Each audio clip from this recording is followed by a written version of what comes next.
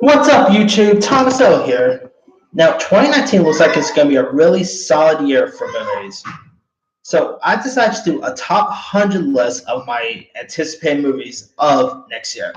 Now, I'm not going to do 100 in one day. I mean, my voice cannot take that. So, what I'm going to do is do 10 today, then, 10 tomorrow, and so on, so on. You get the drift.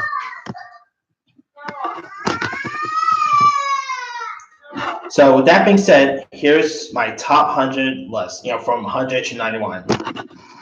Coming in at number 100 is the film Chaos Walking, which stars Tom Holland from Spider-Man and Daisy Ridley from Star Wars fame.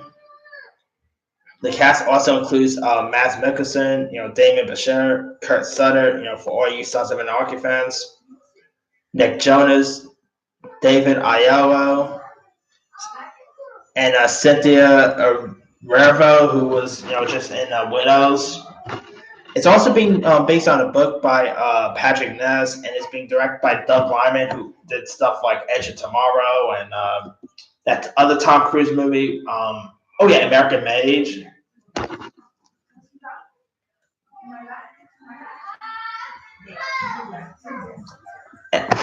Anyway, I gotta say, I'm actually really intrigued by this. Now, the film is set for release on March 1st, which is most likely going to get delayed because we haven't seen a trailer or a poster or anything, so could be a chance that this could easily get delayed. And maybe delayed to 2020. That could always be an option too, but that's kind of why it's number 100 on my list instead of a little higher. But I really like the synopsis. I mean, here's what it's supposed to be about. I never read the book, so I can't really say what the film's about from the book or anything. But anyway, in the film, Tom Holland plays the character named Todd, who has been brought up to believe that the Spacco released a germ that killed all the women and unleashed noise on the remaining men. After discovering a patch of silence out of the swamp, his surrogate parents immediately tells him that he has to run, leaving him with only a map of New World, a message, and many answered questions. I'm hoping this is good because we need a good YA sci-fi novel adaptation because we haven't had one lately. We just had that Darkest Minds. The last Divergent movies was a bust. We had the Hunger Games, but we haven't had anything around that level lately. So hopefully this could be a good film that will bring back the YA sci-fi novel adaptations. That has to be what I say. Now I also like both Daisy Ridley and Tom Holland. They're both terrific, and it'll be cool seeing what they could do in something like Chaos Walking. But yeah, I think Chaos Walking could be something interesting. Coming in at number 99 is Alita Battle Angel. Now, this movie was originally supposed to come out on December 21st. But unlike, Bumblebee and Aquaman, Alita Battle Angel actually had, brains and decided to move away from that December 21st date. Don't get me wrong, I like Aquaman and Bumblebee, but them releasing on the same day with each other, that's literally the dumbest thing studios could have ever done. But anyway, Alita Battle Angel, I think this looks cool. I believe it's produced by James Cameron, but God knows if I have no idea how much involvement he has in this movie. Because let's be for real, he's doing 4 Avatar movies, so he's busy there. And I also like the cast in this. You got Rosa Salazar, from the Maze Runner films. Christoph Waltz is in this. Mahershala Ali, who I'm a big fan of. It's directed by Robert Rodriguez, who is actually one of my favorite directors. He's done a lot of stuff I've dug, so can't wait to see how good he'll do with Alita Battle Angel. I think this is also his first major sci-fi movie, actually, because I can't recall him ever doing a sci-fi movie. But anyway, yeah, I think Alita Battle Angel could probably be a modest hit, and could probably be a surprise, too. I'm hoping it's good though, because the trailers have looked cool. Rosa looks awesome, and those eyes on Aaliyah do look a little weird, but maybe it'll play out good in the movie. Who knows? Coming in at number 98 is a film called The Goldfinch. Now, this movie is based on a book and is being directed by John Crawley and stars the likes of Ansel Elgort, Finn Wolfhard for all you Stranger Things fans, Anurin Bernard, Oaks Fegley, who else is in this? Will Fitzgerald, Nicole Kidman is in this, Jeffrey Wright, Luke Wilson, Sarah Paulson. You get the drift. It has a good cast. And in the film, it's about a boy in New York who is taken by a wealthy family after his mother is killed in a bombing at the Metropolitan Museum of Art. And in a rush of panic, he steals the Goldfinch, which is a painting that eventually draws him into a world of crime.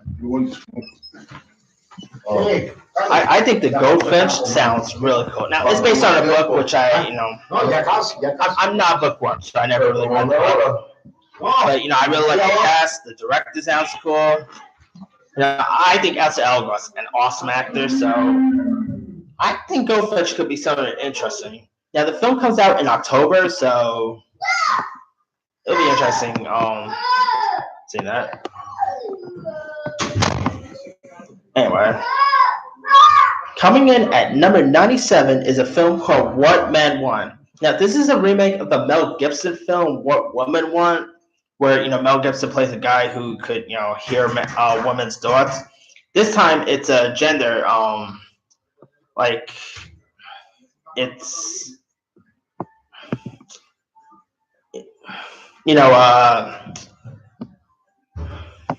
it's like a gender remake. Instead of men hearing women's thoughts, it's a woman hearing men's thoughts. And this stars Taraji P. Henson, who's on the show Empire, Wendy McCovey from the Goldbergs, Max Greenfield from New Girl, Tracy Morgan's in this. You got Kellen Lutz, Pete Davidson. I love Pete Davidson. I really hope. I don't want to try to talk about gossip or name my videos, but I really hope Pete Davidson finds help and all, because I kind of like the guy. He's really cool. But anyway, and a couple of sportsmen is in this. You got Shaquille O'Neal, a few other people. I really dug the trailer. I thought this looks really cute. It looked charming. And like I said, I'm a big fan of Taraji P. Henson, so there's that. I think this could be something that could be pretty cute and charming. Of course, this is kind of like when they remade Ghostbusters and did like a female Ghostbusters and female Ocean. This is pretty much in that vein. I think it's gonna be interesting because Taraji P. Henson. I think she's a dynamite of an actress. When they talk about Empire, Hustle and Flow, she was of course in Acrimony. That wasn't her fault. Overall, I think this could be something interesting. And it's also from Paramount Player, which, listen, I guess Paramount's having like a new studio called Paramount Player because they recently put out Nobody's Fool, so now it looks like What Men Want is now their next feature. All right. Coming in at number 96 is a film called Wounds. Now, there's not really much of a synopsis here. It's about disturbing and mysterious things begin to happen to a bartender in New Orleans after he picks up a phone left behind his bar. Now, this is being directed by Babak Anvari, who did that movie, The Eyes of My Mother. He also stars the likes of Armie Hammer, Dakota Johnson, Zazie Beetz, Carl Glusman, Brad William Hankin. Now, this movie just got picked up for Sundance, so this is going to premiere at Sundance before it heads to theaters. I believe it's coming to theaters by Annapurna. I gotta say, this sounds cool. I don't really know how much about the movie. It's just from that synopsis. We don't have a trailer for it or anything. But you know what? You add Army Hammer, you add Dakota Johnson in this. I think this could be something that could be interesting. I mean, a bartender who picks up a phone with like some disturbing messages. I mean, that sounds really creepy. So let's see how good that will probably be. All right,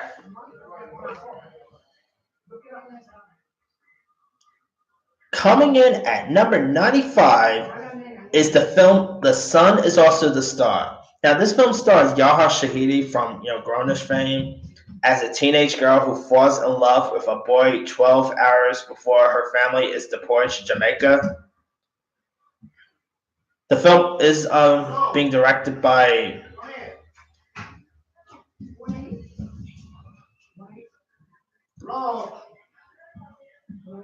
the film is being directed by Rai Russo Young, who last directed a YA film called Before I Fought, which I love, by the way. And this is also based on a book by the author who did Everything, Everything, which I also thought was good. And the cast also includes Charles Melton from Riverdale fame. I think this could be something interesting. I mean, the best YA adaptations lately have been, romance adaptations, like where they talk about everything, everything. Love Simon. I think this could be something pretty cute and charming. And it'll also show how good of an actress Yaha Sheehy could do outside of Grownish and Blackish. I mean, she's good on those shows, but I haven't really seen her in a whole lot. She really thinks she's like, the best up and comer. So we'll see how good she'll be in this. All right, coming in at number 94 is a film called Little. Now, in Little, speaking of Blackish, it stars Blackish actress Marsha Martin as well as Issa Rae, J.D. McCrary, who's also playing the young Simba in Lion King, Justin Hartley for all you Riverdale fans, Mikey Day, not Riverdale, This Is Us fans, sorry. All right, you also got Mikey Day in this. Pretty good cast. I think this could be something interesting. Now, in it, Issa Rae plays a woman who receives the chance to relive the life of her younger self, and at a point in her life when the pressures of adulthood becomes too much for her to bear. I'm getting like a big vibe from this. I don't know why. Just this synopsis alone makes it sound like the movie Big. I don't know if she, gets turned into Marsha Martin. They haven't released a trailer, so I don't really know a whole lot about. But a movie where one wants to relive like her younger self, I'm getting a big vibe from that. Who knows? There'll probably be something totally different when we trailer and see where they're going for. But overall, I think Lil could be something to look for. I think Lil could actually end up being maybe a sleeper hit. For one, is being written by the guy wrote Ride Along, and his movies are like movies that he scripted are pretty big hits. So all right. Coming in at number 93 is a film called Last Christmas. Now, there's not really much to say about this. It's a like holiday romance film set in London. There's not really much of a synopsis here, but for one, there's a few things why I'm excited for this. I don't even care what the movie is about. There's a few things that has me intrigued by this. For one, it stars Emilia Clarke, who I love on Game of Thrones, and it stars Henry Golding, who I guess you could say is pretty hot this year, thanks to Simple Favor and Crazy Rich Asians. Just those two alone make me want to see this. It's directed by Paul Feig, who recently put out A Simple Favor, and he did the Ghostbusters film. He did Spy, Bridesmaids, some good stuff. So that alone makes me intrigued by this. And I'm getting like a Love Actually vibe from this in a way. And hey, a Christmas romance film? Sign me up there. I'm really curious to see what the whole synopsis is going to be about, and see. I think this could be something that could be cute and charming because Paul Feig has not let me down yet. he probably let most people down because of Ghostbusters. But I've done Ghostbusters, so now Last Christmas will come out in November, and I'm curious if they're going to use that song "Last Christmas." Da, da, da, da, da. That's an iconic song, by the way. Anyway, coming in at number 92, I'm not really 100% sure if this movie is coming out in late 2019 or what, but if it is, I'm intrigued by it. And that is the Many Saints of Newark. Now, this movie, if you guys don't know what this is about, it's actually a prequel to one of the greatest TV shows of all time, The Sopranos. In the film, it's set in Newark during the 1960s race riots between the African Americans and Italian communities. The war between the cultural mobs turns especially lethal. I gotta say, The Sopranos is, like I said, it's one of the greatest shows of all time, and I've always wanted a Sopranos movie, but too bad. I mean, I guess HBO decided to just do a Sex and the City movie instead of a Sopranos movie. I don't know why I dare, but that's what we had. I mean, a Sopranos film without James Gandolfini, that doesn't really sound right, but when you see what this is about, it's a prequel to The Sopranos, so I guess it's going to feature like younger versions of the Sopranos families, and also it's directed by Alan Taylor, who directed Game of Thrones, Terminator Genesis, and Door the Dark World. It's going to be interesting to see what he could do with a film like this, because Door the Dark World and Game of Thrones, those were big budget, so this is probably going to be a smaller film. Like I said, I'm really 100% sure know if this movie is really coming out in 2019 or not. I mean, they're supposed to be shooting it in March. This doesn't seem like a film that's going to take that long to make. So I'm probably confident that's going to come out in late 2019. I mean, the Clint Eastwood movie, The Mule, that was shot like in March or April, and that film got released this past December. So anything could happen. And also, it stars Alessandro Nivola. He's going to be in this, who I think is an awesome actor. So yeah, I'm curious to see how good a Sopranos remake could do.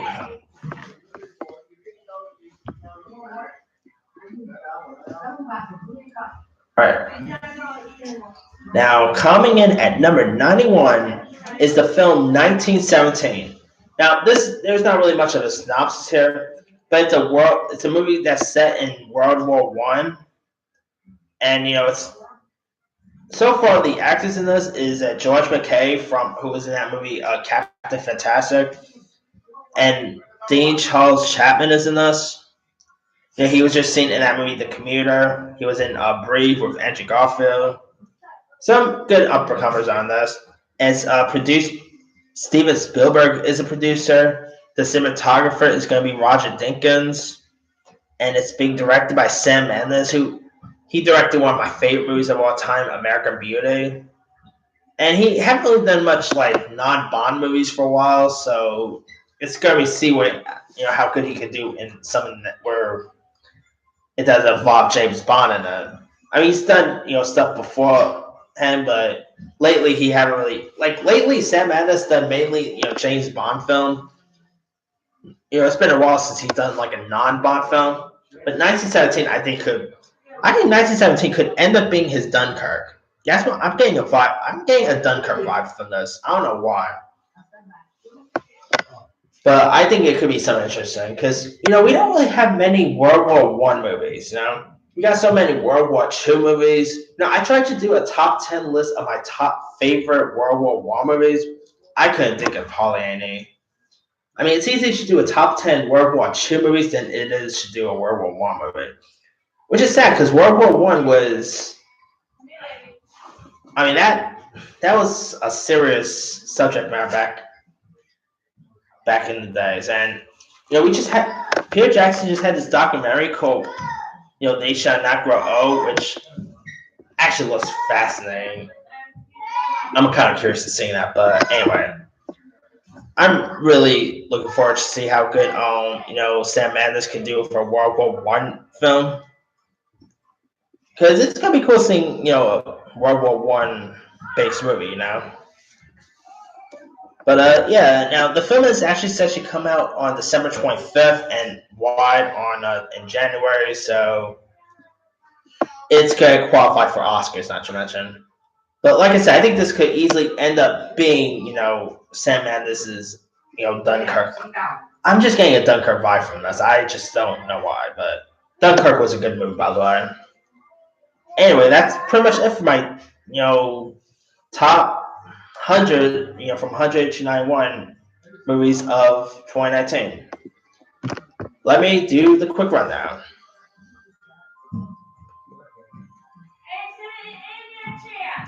All right, Number 100, Chaos Walking. 99, Alita Battle Angel. 98, The Goldfinch. 97, What Men Want. 96, Wounds.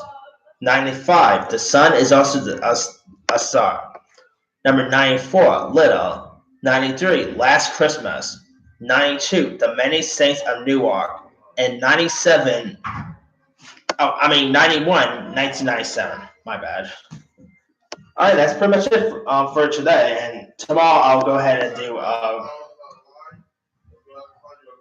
Tomorrow I'm gonna do from 90 to 81. So let me know you guys. What are your thoughts on the sounding of the films that's in my top list? Are you interested in any of these? Would you actually add another film in this top list?